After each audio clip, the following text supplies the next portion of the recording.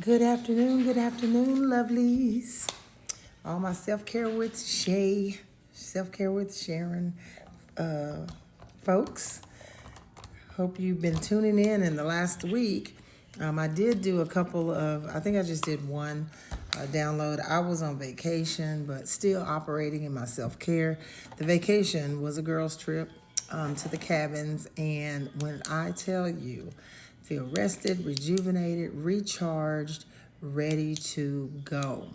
I was so excited about this trip. We've been planning it for a few months. And one of my friends, as we had a round table one night at dinner, and I was just posing the question to them. They're all successful, smart, intelligent Black women, and so I wanted to get their take on why it seems to be oppressed or hard for Black women to operate in self-care.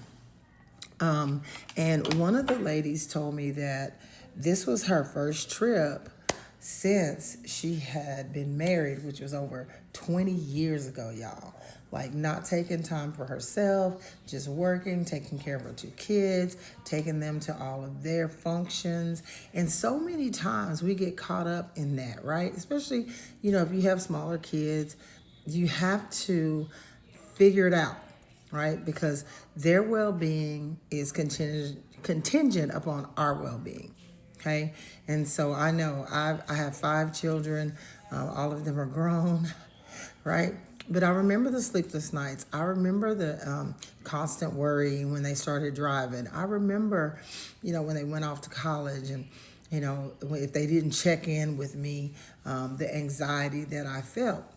And so it's important that we address those issues with self-care, right? When I would get anxious about something, I would, instead of replaying in my mind all the negative things that could have happened, right, I start talking to myself about all the positive things, right? We have to retrain our brain. And I think I talked about that either last week or early this week, how our brains are wired to go to, the threat first, right? And so self-care in that means that I need to recognize that anxiety and counter that anxiety with something positive. So super excited. I will say, if you have a group of good girlfriends, listen, we talked, we cried, we reminisced, we had some hard conversations with each other, holding each other accountable for some things, and just kind of reconnecting. And we were out in nature. We were up in the mountains of Broken Bow, Oklahoma. Nothing around us, right? And we got a chance to just unplug, if you will. And it was very, very relaxing, rejuvenating. So, hey, get with your girlfriends. If y'all need, some help planning a trip, hit your girl up. I got you, okay? So let's talk about, let's kind of recap what I know I talked about this past week. I told you I was going to give you 3 things, 3 challenges that we as Black women face when it comes to self-care. Okay, it's a mix, right? Cultural, historical, and just some societal type of challenges, as well as just personal factors, right? I think I remember saying, there's some stuff we do to ourselves. We teach people how to treat us, right? If we're always there for everyone and we always misfix it, right? Then we train people on, that's how they treat us. So the first thing that I talked about was the strong Black woman stereotype. Okay, that comes from everything: cultural, historical, societal, right? We carry the society on our shoulders, and just some personal factors. So when we think about the strong Black woman stereotype, It's ingrained in what society expects from us, what they've expected from our ancestors, and how all that is passed down through our DNA. Black women are thought to be unbreakable. We're always giving, always strong. We never get a chance to be vulnerable, right? Because we got stuff to do. We got people to take care of.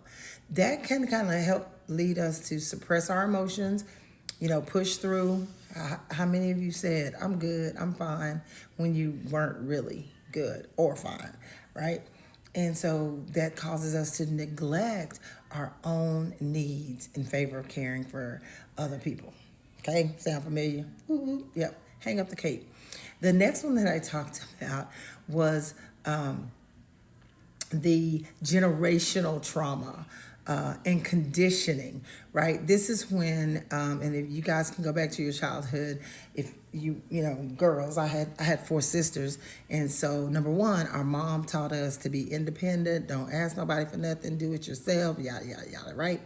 That didn't bode well for us when we got married, because we still had that same persona, and so that conditioning says that when we're raised in households where rest or self-focus was seen as laziness or weakness, right? You had to be up doing something.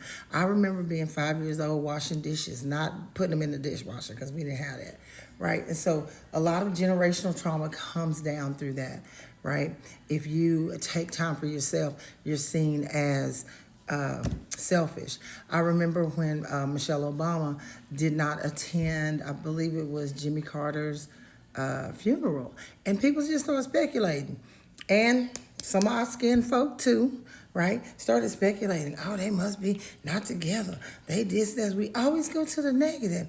And she said, oh my gosh, when she finally spoke out about it, she said, how dare I, as a Black woman, choose myself and choose my peace and my well-being? How dare I do that, right? Without society thinking that, oh my gosh, something's wrong in our marriage. So that generational trauma conditioning, we're always in survival mode.